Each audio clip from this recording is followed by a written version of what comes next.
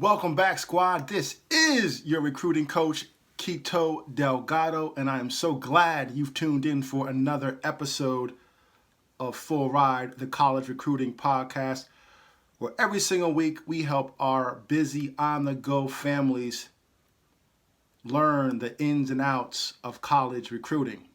Sometimes we interview former student athletes, parents, high school coaches, and sometimes we have solo episodes, and today is that case. And what I want to do is talk to you about making the transition from summer recruiting to now being a student athlete participating in a fall sport, right? We're talking volleyball, football, all those fall sports. It's really important for you to really make that transition from me, myself, and I, which is summer recruiting, where you're 100% focused on yourself, doing everything possible to get on a college coach's radar, maybe trying to build some momentum, get some offers, some opportunities, to now it's about the team, it's about it's about us. It's no longer just about you, and it's really important for you to make that mental shift. So I want to talk to you about that. And before I do, I want to remind you to, if you want to connect with URECRUITU, you can do so on social media, on Twitter and Instagram. Our handle is URECRUITU. You can also follow us on Facebook. Just search URECRUITU. And last but not least, if you are listening to our podcast, maybe this is your first time, I encourage you to subscribe to the show. If you find value in it, maybe leave us a review, rank the show. And I just want to shout out Coach Robinson. You know who you are. He sent me an email with a few questions, and he said that he has listened to all 21 episodes, I think it is now. He's listened to every single episode. So Coach Robinson, really appreciate you. And thank you for tuning in. And that goes for all of you who are part of the squad and who listen to us each and every week. Before I get to today's topic, again, talking about transitioning from being a summer recruit to now a fall student athlete, I'm a big believer in collaboration, right? And a big part of what I do is I try to connect you to resources that could potentially help you, student athletes and parents, or mainly my student athletes, go to that next level. And I wanted to take a moment to talk about prep school. I'm not going to spend a whole lot of time on this, but it's really important, and you're going to find out why I mention this in a moment. So I often work with families, and here's the reality. Many of you student athletes may not be ready to play in college yet. Your game, your skills, you need a little bit more seasoning, if you will. You got to get a little bit bigger. You got to get stronger. Maybe you got to improve your grades. You got to improve your skill. Whatever it is, you have a lot of seasoning. You're still marinating, and guess what? That's okay. But far too often, many student athletes who want to play in college, they don't get any offers out of high school, and they think all of a sudden, oh, I guess college sports wasn't for me. And that couldn't be further from the truth. And there are a number of options that you should consider taking before giving up on your dreams so easily and throwing in the towel. And one of those options is prep school. It's a really a great opportunity for you to get that extra year of schooling, to go to a school where you can really lock in on sports, particularly if you go to the right prep school. You can improve your game. And also, in many instances, those prep schools have, great connections with college programs, and they can help you with the recruiting process. And the reason why I mention this is because I want to connect you all, particularly if you are in the Northeast, to a friend of mine. His name is Jason Burrell, and he is the founder of Showcase Events, LLC. You can go to his website. It's showcaseeventsllc.com, showcaseeventsllc.com. And what's going on is Sunday, September 22nd, there is a prep school showcase. And what this is there's going to be about 100 to 150 prep schools in attendance, and from 12 o'clock to 4 o'clock, so that's 4 hours of run, a number of high school student athletes, basketball players, just for hoopers now, basketball players, can showcase their skills to these prep schools. And if you do a great job, maybe these prep schools will invite you to come to their school. Perhaps they can provide you with some scholarship opportunities, and that's going to really help you, hopefully, eventually earn a scholarship to college. But it's just a great option for you. So again, if you are in the Northeast, and I really think it's a great opportunity, if you live like 2.5, 3 hours away, we're talking it's a one-day event, Sunday, September 22nd from 12 to 4 at the Hudson Valley Community College. And I just think it's a great investment of time, and it's only $150 per student athlete. But again, you're going to have tons of exposure to prep schools. And so if you are considering that, maybe you are an under-the-radar student athlete, you're entering your junior, you're entering your senior year, and you're looking for an option, you may want to consider it. Again, head on over to showcaseeventsllc.com, showcaseeventsllc.com. I'll also include the link in the show notes. But enough of that. Want to talk to you about making the transition, right? Summertime, I'm a firm believer, it's 100% about you, right? Summer is a time for our student athletes to be really selfish. Yeah, I'm going to say that again. Really selfish with your skill development. And I don't care how you spend your summer. If you want to spend your summer working out, traveling, playing in tournaments, going to summer camps, going on visits to school, playing with your travel team. I'm not saying you should miss all of your team workouts for your high school, but if you're going to miss it, not giving you a pass, but I understand in some instances it may make sense for you to put yourself in front of the team, particularly if it's in pursuit of a college scholarship. But here's the thing. As of this recording, it is August 28th. And to the best of my knowledge, pretty much everybody is about to start school, if you haven't already. And you're going to be playing some of your games in about 2 to 3 weeks. And now your mindset, your attention has to go from me, myself, and I to team, we, and us. So I want to just talk to you about a few things I really need you to really take into consideration as you embark on your season. And I especially want to address my seniors. Many of you, this is your last go around, right? This is your last go around in high school, an opportunity to play with your boys, to play with your girls, your friends. Teammates that you've been playing with since youth sports in some cases. You've had many of high, you've experienced some lows, you've been there for each other. And many of you are like best friends, and it's sports, right, that brought you together. And this is the last time, seniors, that you are all going to be able to play together.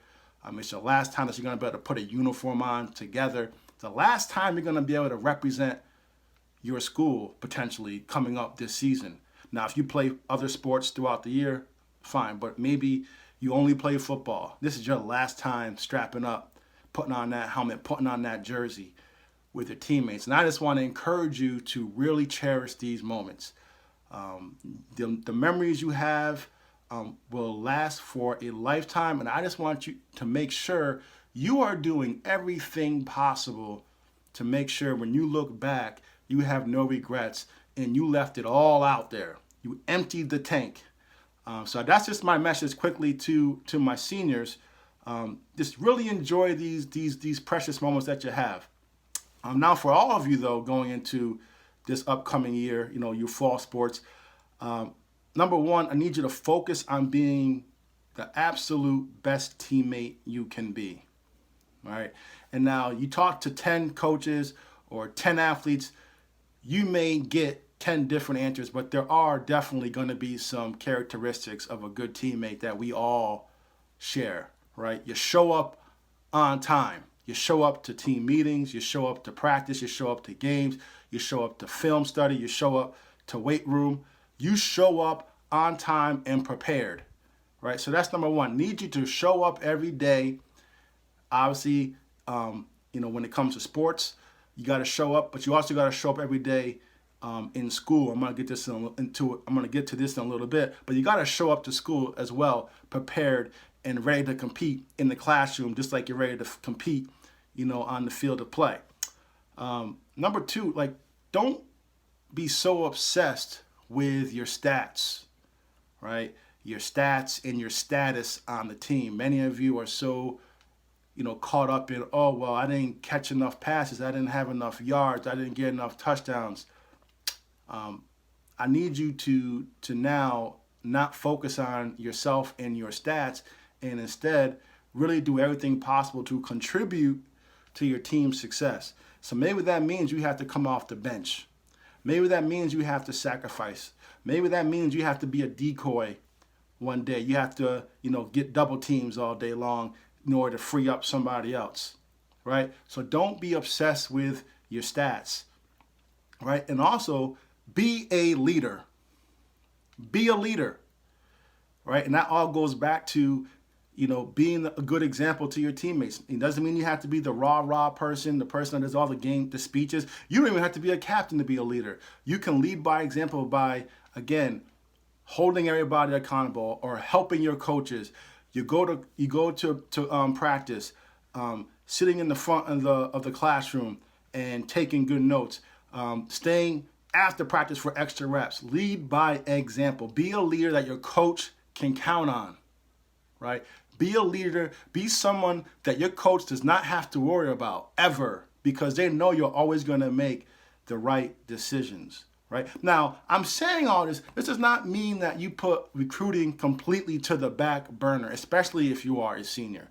I'm not saying that, but many of you are so consumed, especially over the summer. That's your number one goal. That's all you really care about is, how do I get on the coach's radar? How do I go from, no one knowing who I am to getting a coach to call me, to getting a coach to offer me a scholarship, to getting a coach to invite me to an official visit. So I get it, and it's hard to turn that switch off, but it can't be the most important thing to you.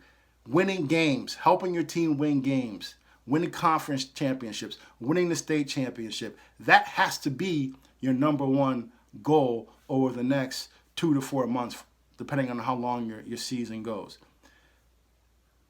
So now, another thing I want to talk about, this is important, it should go without saying. I'm beating a dead horse here because I say this often, but your grades, first semester, first half of the school year, get off to a good start, right? Think about it when you play your sport.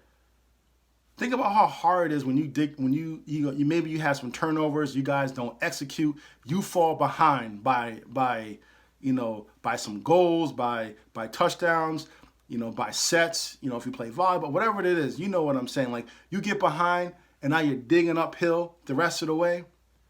Well, it's no different with your academics. So I need you guys to go in from day one, locked in as students. Don't forget, you are student athletes, so lock in and be prepared to compete in the classroom. Don't give your teachers any problems. Take good notes, do your homework, prepare for your tests, your quizzes, do all your assignments on time. If you need help, get help, but do not fall behind. And I really need you to do that the first half of this year. Set that foundation, get out the gate strong, and then just keep building on that throughout the year, right? So that's really important in the classroom. Don't be disruptive in class, right?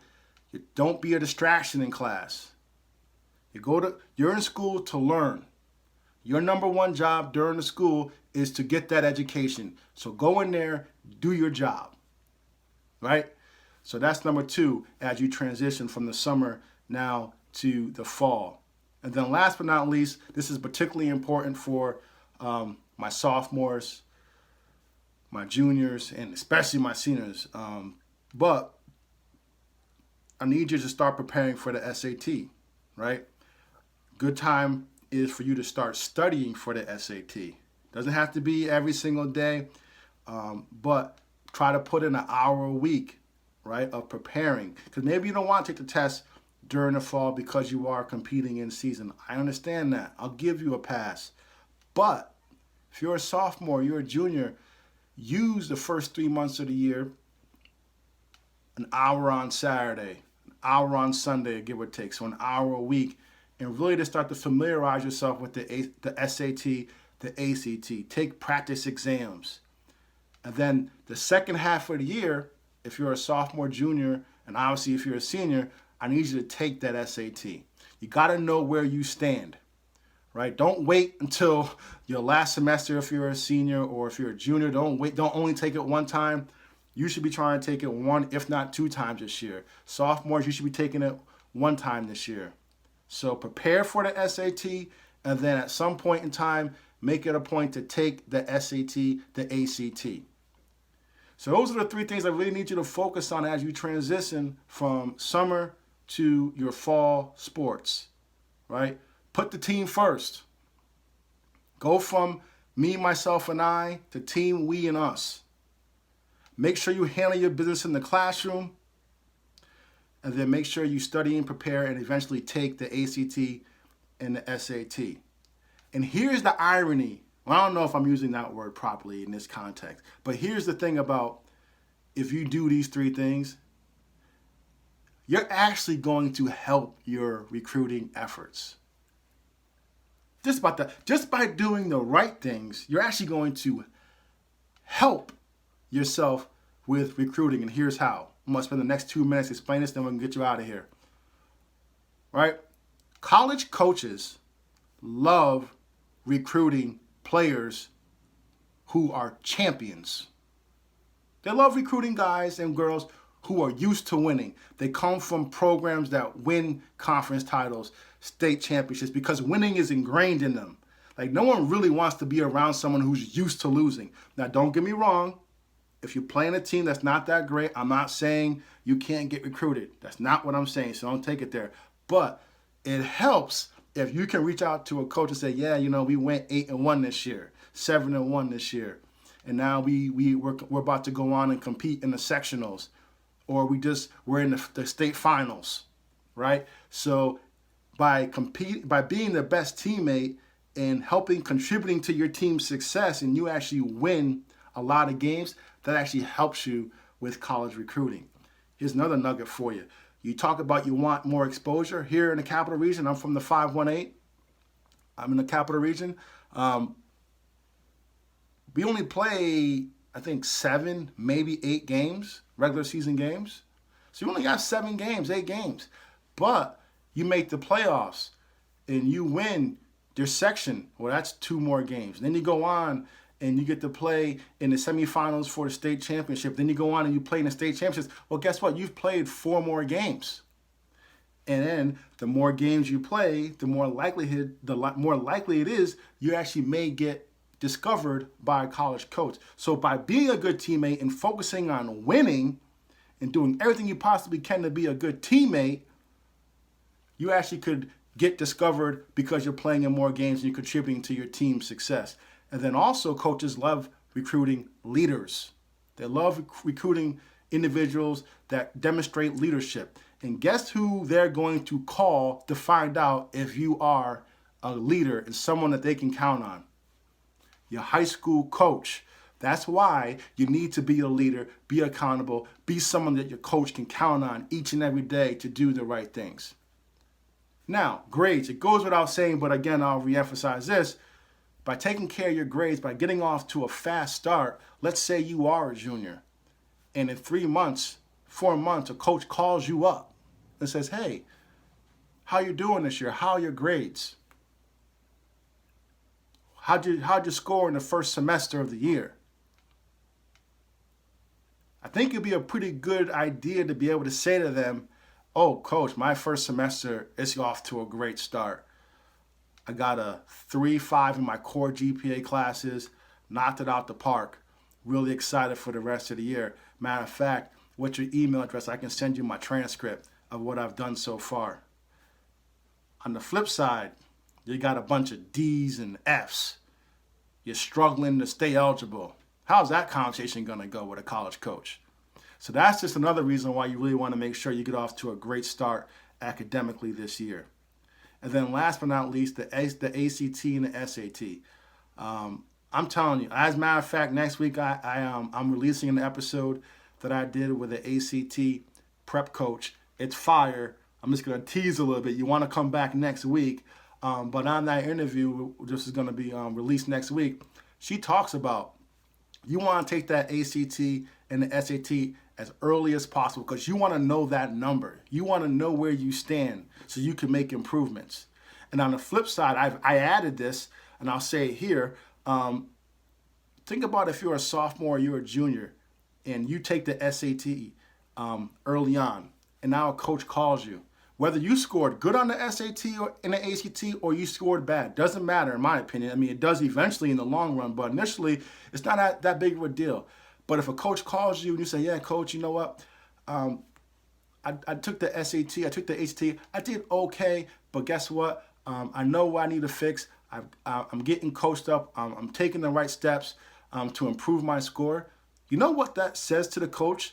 Is that you care about this. You're willing to do what it takes to show improvement. You're not making any excuses for your score. And on the flip side, if you go take the ACT as a sophomore, as a junior, and you absolutely crush it, and now you tell a coach that, well, guess what? You just raise your the likelihood of you maybe getting a scholarship offer from that coach.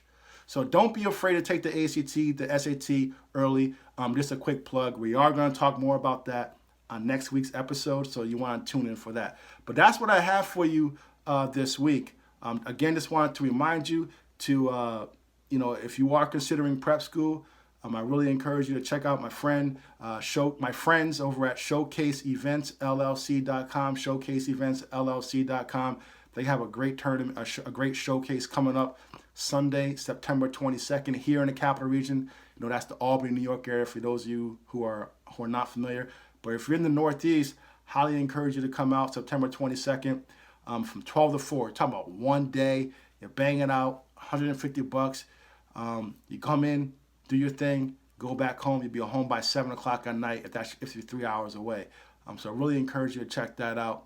And then again, if this was helpful to you, whether you're listening to this on the podcast, on your podcast app, Apple, Spotify, Stitcher, please leave us a review, right? Leave us a review and leave us a quick show ranking so that we can grow. We can continue to reach, a bigger audience because we really want to be able to impact as many student athletes and their parents as possible. And for those of you who are watching on YouTube, thank you for doing so. Leave us a comment in the comments below with your feedback of the show. But until next time, this is your recruiting coach, Kito Delgado, reminding you that college recruiting starts with you. What are you doing today